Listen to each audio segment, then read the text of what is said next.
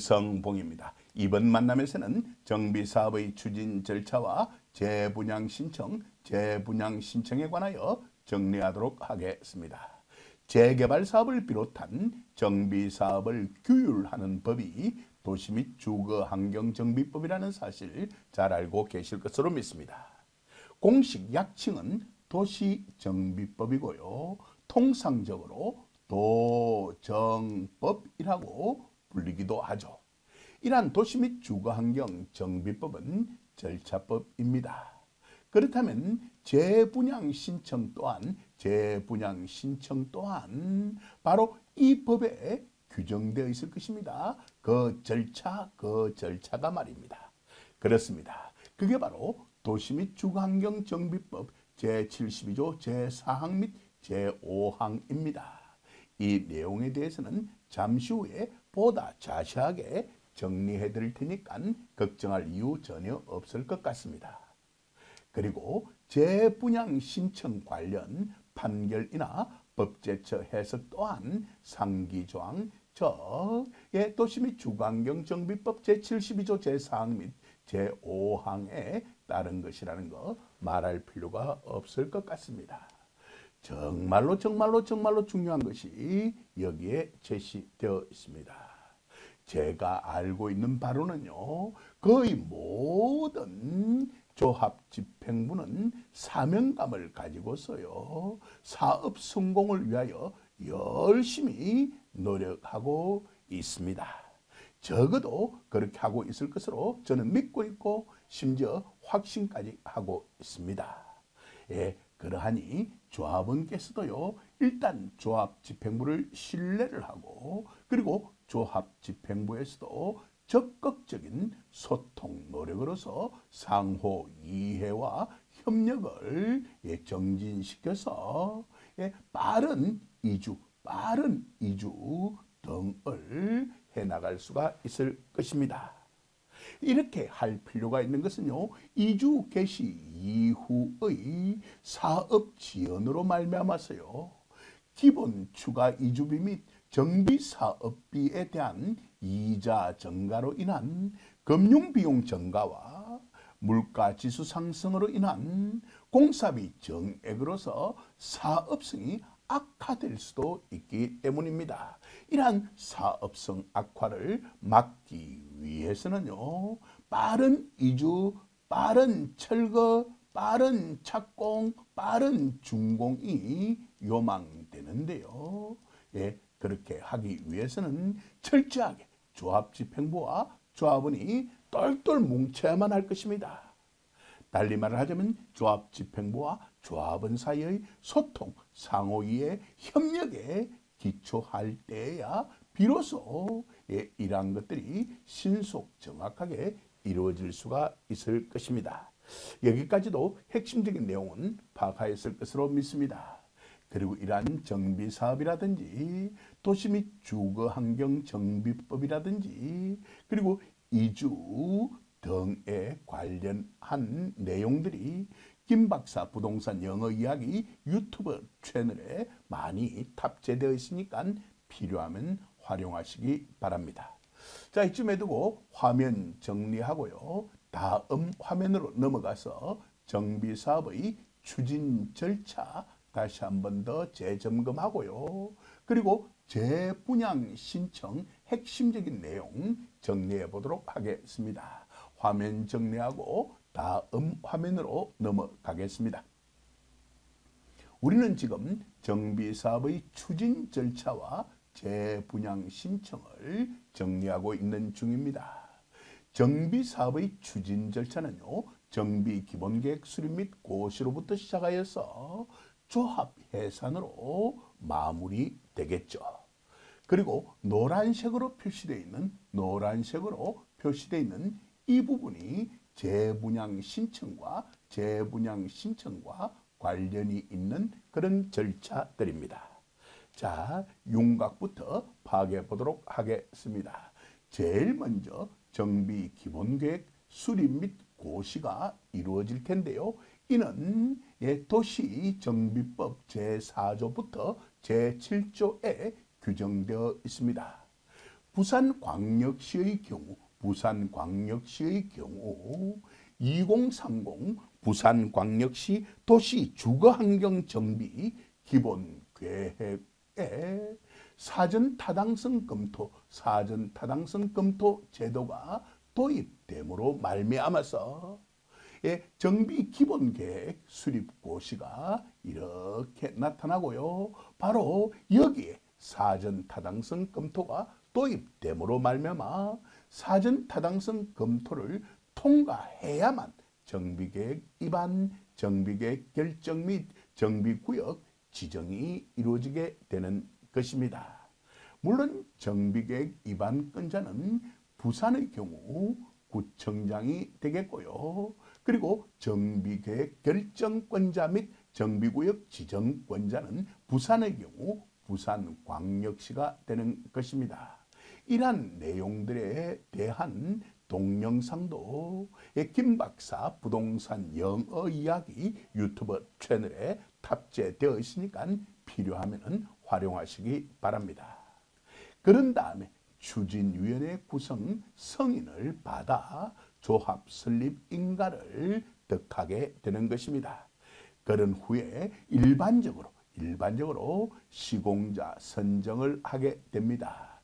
물론 도시정비법 제118조 공공지원에 해당될 경우 예를 들어 서울특별시 같은 경우에 있어서는 그 조례로서 사업시행계획 인가 이후에 지금까지 시공자 선정을 해왔습니다. 이 또한 바뀔 것이라는 거 이미 제가 여러분들께 소개해 드렸습니다. 그런 내용 또한 김박사 부동산 영어 이야기 유튜브 채널에 탑재되어 있는 동영상을 통하여 확인할 수가 있을 것입니다. 이점 말씀드리도록 하겠습니다. 사업시행계획 인가를 득한 다음에 분양 신청을 받고요. 관리처분계획 수립 및 인가를 얻게 되는 것입니다. 그런 후에 이주 철거가 이루어지고 착공 및 일반 분양이 이어지게 되며 그런 후 준공인가 입주 이전 고시 구역 해제가 이어지며 최종적으로 청산 및 조합 해산이 이루어지게 되는 것입니다. 여기까지 정비사업의 추진 절차의 윤곽 파악이었습니다. 여기까지도 핵심적인 내용은 파악하였을 것으로 믿습니다. 화면 정리하고요. 이제 재분양 신청에 대한 핵심적인 내용 파악해 보도록 하겠습니다. 대개의 경우 이주 및 철거는 1년 넘게 걸립니다. 바로 이 기간을 활용하여서 조합에서는 설계 변경 등의 행위를 하게 되는 것입니다. 설계 변경을 하게 됨으로 말미암아서 세대수라든지 주택 규모가 달라질 수가 있을 것입니다. 이로 말미암아서 사업시행계획 변경 인가를 얻어야만 할 것입니다. 물론 경미한 변경이라면 이러한 절차가 필요 없습니다만 경미한 변경이 아니라면 사업시행계획 변경 인가를 다시 득하여야만 하는 것입니다. 여기까지도 핵심적인 내용 파악하였을 것으로 믿습니다. 그런 경우 자연스럽게 분양 신청을 다시 할 필요가 있을 것이며 바로 재분양 신청이 필요하게 될 것입니다.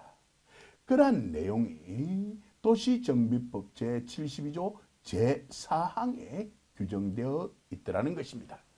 어때 윤곽 파악이 되고 있죠? 그럼 되었습니다. 그런 후 이러한 재분양 신청이 끝날 때를 기준으로 하여서 관리처분계획 수립을 하게 되고요. 그리고 인가를 받아야만 할 것입니다. 그리고 이주 철거는 이미 이루어졌기 때문에 착공 및 일반 분양으로 이루어지게 될 것입니다. 물론 착공에 앞서 본계약, 공계약 체결 문제가 있다는 것 또한 알아두시는 것이 좋을 것 같습니다. 그리고 난 뒤에 준공인가 입주 이전 고시 구역 해제가 이루어지게 될 것이고요. 최종적으로 청산 및 조합 해산이 이루어지게 될 것입니다. 저는요, 모든 조합들이요, 이러한 절차를 신속 정확하게 밟아서 대성공을 거두게 되기를 진심으로 기원합니다. 자, 이쯤 해두고요. 다음 화면으로 넘어가서 도시정비법 제72조 규정을 정리해 보도록 하겠습니다. 일단 화면 정리하고 다음 화면으로 넘어가겠습니다. 자, 이제 약속대로요. 도시 및 주거환경정비법 제72조 내용 정리해 보도록 하겠습니다. 우리가 초점을 두고 있는 내용은 물론 재분양 신청입니다. 빨간색으로 표시해 두었습니다. 그것이 바로 제72조 제4항과 직결되어 있는데요. 빨간색으로 표시해 두었습니다. 절차를 다시 거칠 수 있다라고 규정해 두고 있습니다. 다시라는 것이 한자로 제에 해당될 겁니다. 이게 다시 제입니다. 여기에 분양이 나타나 있습니다. 그럼 이렇게 합쳐보면 재분양이 나타나게 되는 것입니다. 어때요? 핵심적인 내용 제대로 파악하였을 것으로 믿습니다. 재분양 신청을 거쳐야 하는 그런 조합이라면요. 이미 분양 신청 절차를 거친 경험을 가지고 계실 것이기 때문에 그러한 조합원님들께서는 이 내용들을 일단 직접 경험을 하셨을 겁니다. 따라서 이해하는 것도 훨씬 쉬울 것입니다. 라고 말씀드리고 싶네요. 자, 그럼 간략하게 재점검해 보도록 하겠습니다. 도시 및 주거환경정비법 제72조 제1항입니다. 사업 시행자는 사업 시행 계획 인가의 고시가 있은 날부터 120일 이내에 다음 각 호의 사항의 제1호부터 제4호까지의 내용인데요. 편의상 저는 생략을 하였습니다. 필요하면 확인해 보시기 바랍니다. 120일 이내에 다음 각 호의 사항을 토지 등 소유자에게 통지하고 해당 지역에서 발간되는 일간신문에 공고하여야 한다라고 규정해 두고 있습니다. 물론 이후 생략을 하였습니다. 그 다음 제2항입니다. 분양신청 기간은 통지한 날부터 30일 이상 60일 이내로 하여야 한다. 다만 단서가 이어져 있습니다.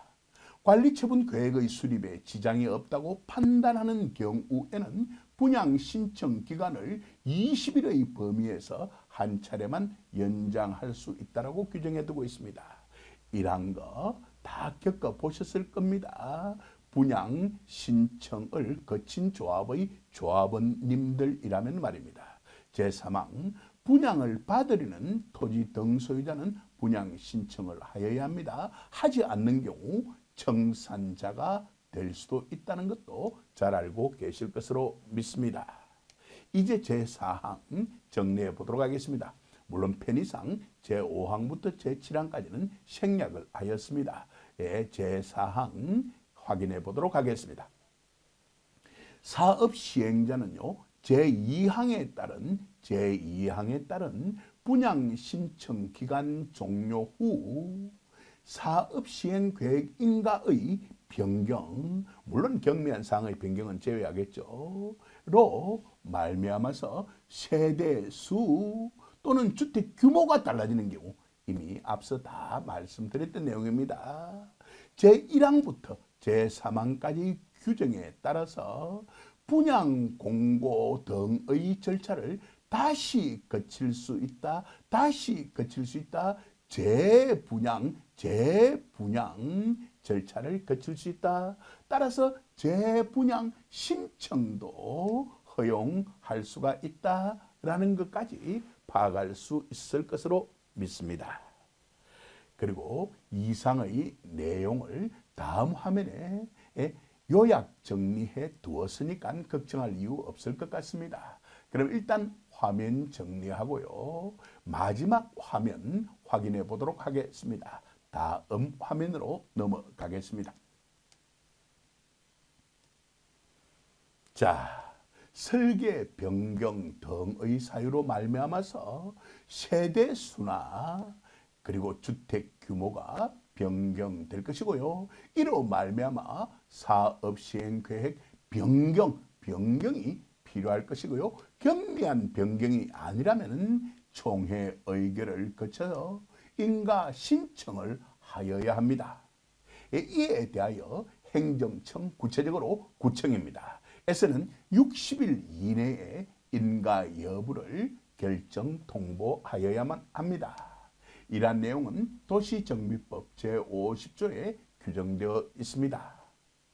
그런 다음에 사업시행계획 변경 인가를 받게 될 것이고요. 이러한 사실에 대해서는 고시될 것입니다.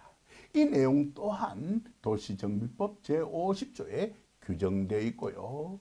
그런 이후 관리처분계획 변경을 수립해야 될 것이고 조합원님들에게 통지를 해야 될 것이고 총회를 거쳐서 공람을 거쳐서 인가 신청을 해야만 할 것입니다. 그 내용을 다시 여기에 간략하게 재정리해 두었습니다. 120일 이내에 토지 등 소유자에게 재분양 신청 통지 및 일간신문에 분양 공고를 하여야 할 것이고요. 그리고 재분양 신청 기간은 방금 전에 말씀드렸던 대로 통지일부터 30일 이상 60일 이내 20일의 범위에서 한 차례만 연장될 수가 있겠죠. 그리고 재분양 신청 기간이 종료된 때를 기준으로 하여서 분양 신청 현황을 기초로 관리처분계획 변경을 하여야 할 것입니다. 그리고 총회 개최일 1개월 전 관련 내용을 조합원에게 문서로 통지할 것이고요. 그리고 관리처분계획 변경 총회를 거쳐 관리처분계획 변경 공람을 30일 동안 하고요. 그리고 인가 신청을 하게 될 것입니다. 그리고 관리처분계획 변경 인가가 나오게 되면 이는 고시가 될 것입니다. 그런 다음에 이주 철거는 이미 이루어졌기 때문에 제가 중간선을 그어두었습니다. 이 과정은 필요 없이 이제 착공으로 이어지고요. 일반 분양으로 이어지게 될 것입니다. 그런 다음 준공인가, 입주, 이전 고시 등이 이어지게 될 것인데요. 구역 해제라든지 청산, 조합 해산이 이어지게 되겠죠. 그리고 최종적으로 조합 해산이 됨으로써 그러한 정비 사업은 마무리가 될 것입니다. 이 모든 내용을 서로 파악하고 있으면서 협조 관계를 원만하게 형성하게 될 때 빠른 사업 추진이 가능할 것이라고 저는 확신합니다. 자, 이 정도 해서 이번 만남은 마무리 짓도록 하겠습니다. 모두 정비 사업에 있어서 대성공을 거두기를 진심으로 기원하면서 마무리 짓겠습니다. 감사합니다.